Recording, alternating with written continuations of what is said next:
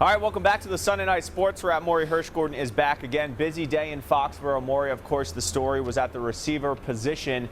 Now that Josh Gordon is off that NFI list and truly back in the mix, do you think he'll be an impact player come week one for this team?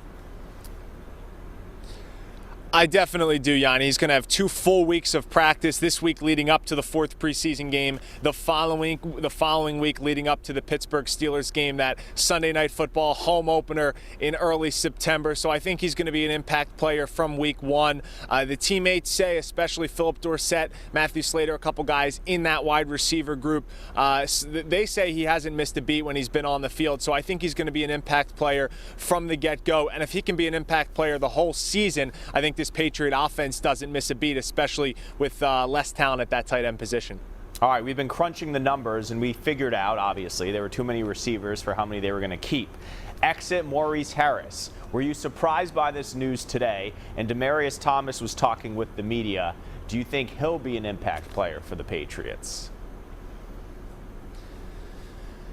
Yeah, I mean, it was tough for Maurice Harris to make this team from the onset of camp. I mean, he definitely did have a chance, and he looked good for the first couple weeks. But then there was an injury, and he's battled injuries all career long for him, and it's been tough for him to kind of get over that injury bug. So with him getting an injury, and then Josh Gordon being reinstated by the NFL, now off of NFI, Demaryius Thomas says he can still go today, speaking to members of the media. You throw in a guy like Jacoby Myers, who is an undrafted free agent, and that wide receiving group is really clogged up over the past couple weeks. So I definitely think, to Demaryius Thomas, what you were saying, I think he can be an impact player. Might not be from week one on, but I think definitely maybe as the calendar flips to October, let's say, he gets a month under his system. But this wide receiving core has gone from barren to fully loaded in a matter of a couple weeks. Yeah, Demaryius coming off an Achilles, which is not an easy recovery for sure. All right, the big news around the NFL, obviously Andrew Luck retiring. So many Patriot ties between the Patriots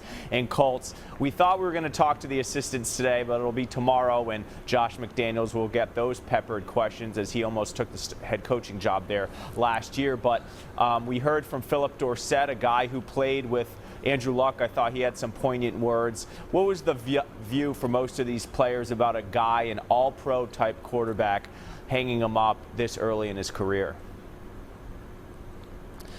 They said all credit to him, meaning Andrew Luck, saying that, hey, he can hang it up at 29, knowing the fight that he's put up with through all these injuries throughout his career. Philip Dorsett, a guy in the Patriots wide receiving core that worked with Andrew Luck. He was a first-round pick of the Colts a few years back.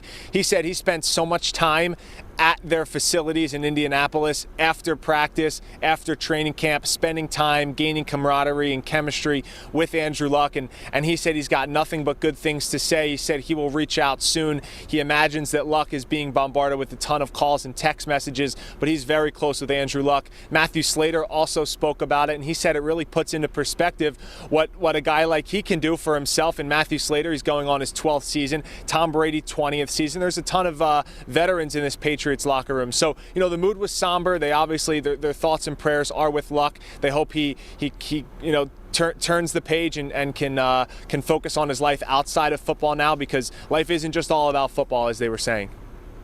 All right, and now another former Patriot backup has thrusted into the spotlight. Jacoby Brissette will be QB1 for the Colts.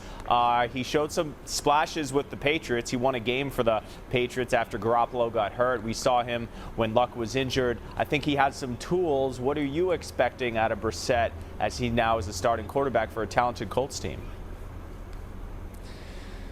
Yeah, this is a Colts team that had an over-under projected wins of 10, and now it has dropped to 6 with Andrew Luck retiring. So I think, you know, anything Jacoby Brissett, any positives that he can bring to the Colts will definitely be welcomed.